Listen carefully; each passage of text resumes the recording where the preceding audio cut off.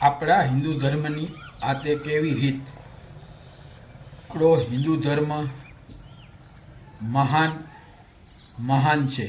આપણો હિન્દુ ધર્મ આદિ અનાદિકાળથી ચાલ્યો આવતો પારંપરિક અને ધાર્મિક આધ્યાત્મિક રીતે ખૂબ જ મજબૂત છે અને એમાં ખરેખર જીવનનું ઘણું બધું રહસ્ય આપણને ઉકેલાઈ જાય એવા આપણા ધર્મ ગ્રંથો આપણો ધર્મ છે. પરંતુ ઘણી વખત આપણે આ બધું જાણતા કે અજાણતા ધર્મ બાબત એવું કરી બેસીએ કે જે ખરેખર તો યોગ્ય નથી જ, લાયક નથી જ. મિત્રો, મારે વાત કરવી છે અહીં દશામાના વ્રતની.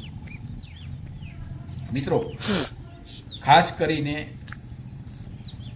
કેટલાક વ્રતો એવા છે કે આપણે પરંપરાગત રીતે એનું મહત્ત્વ, એની પૂજા જે કાંઈ કરતા હોય છે એ કરીએ છીએ. પરંતુ હમણાં છેલ્લા ઘણા સમયથી અમુક જાણે કે આવી ધાર્મિક પ્રવૃત્તિ કે એમાં પણ વધારો થયો હોય છે. પણ આપણે કોઈ પણ જાતની સમજણ વિના કે આપણે અંતરથી જો ખાલી દેખાદેખીમાં જ એવું વર્તન કરીએ તો એ ખરેખર આપણા માટે જ નુકસાન છે. મિત્રો, વાત મારે અહીં કરવી છે આજે દશામાના વ્રતની, એ ઉપલેટાની. હું આજે ઉપલેટા, મારા ઘરે પણ દશામાં હતા.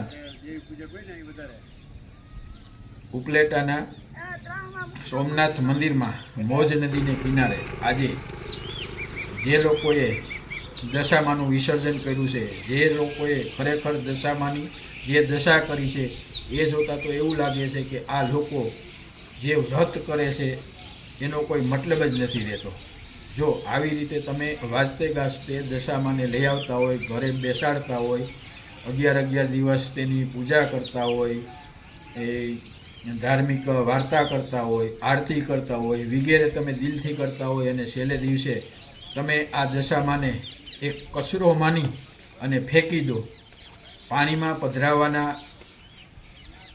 નિમિત્તે અથવા તો એ બહાને તમે દશામાને ખરેખર પધરાવી નથી રહ્યા છો, પણ ફેંકી રહ્યા છો અને એ તમારો જે વ્રત છે એ વ્રતનો કોઈ મહત્ત્વ રહેતો જ નથી. મિત્રો, આવો જુઓ, આ મોજ નદીમાં સોમનાથ મહાદેવના મંદિરમાં કેટલી ગંદકી તમે જોઈ રહ્યા છો અને એ ગંદકી મોટે ભાગે આવી રીતે દશામાના પધરાવવાના નામે જ્યાં ત્યાં મૂર્તિઓને ફેંકી દીધી છે, નાળિયેર વધાર્યા છે, દીવા કર્યા છે, વગેરે એકદમ ગંદકી કર્યું છે. શું ખરેખર આ દશામાને કે આપણા હિન્દુઓને, હિન્દુ ધર્મને યોગ્ય છે?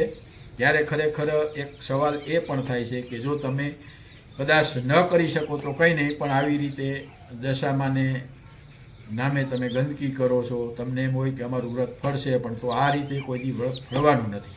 બીજું, મારે તંત્રને અને મંદિરમાં જે કાંઈ પૂજારી હોય કે સંચાલન કરતા હોય એને પણ મારે કહેવું છે કે આવું જ્યારે વ્રત આવે છે, એક મારા ખ્યાલ પ્રમાણે દશામાં અને બીજું ગણેશ ચતુર્થીનું, આ દિવસે જો મંદિરના પૂજારી પણ થોડું ઘણું ધ્યાન રાખે અને નગરપાલિકાનું તંત્ર પણ આ દિવસે થોડી ઘણી કોઈ ત્યાં સિક્યુરિટી ગોઠવી અને આ રીતે દશામાની કે ગણપતિ બાપાની આવી હાલત ન થાય એવું જોવા જો સિક્યુરિટી કે રાખે અને વ્યવસ્થિત કોઈ કરે તો આવી ગંદકી પણ ન ફેલાય અને દશામાની કે ગણપતિ બાપાની આવી હાલત પણ ન થાય. ખરેખર તો આ આપણે જો હિન્દુ ધર્મમાં આપણે માનતા હોય, આપણે હિન્દુ ધર્મ કરતા હોય તો આપણે જ થોડોક નિયમ પણ પાળવો જોઈએ. હિન્દુ ધર્મ અનુસાર આપણે પણ નિયમ પાળવો જોઈએ છે. આ રીતે આપણી માતાજીને જેને માનતા હોય એ માતાજી આ રીતે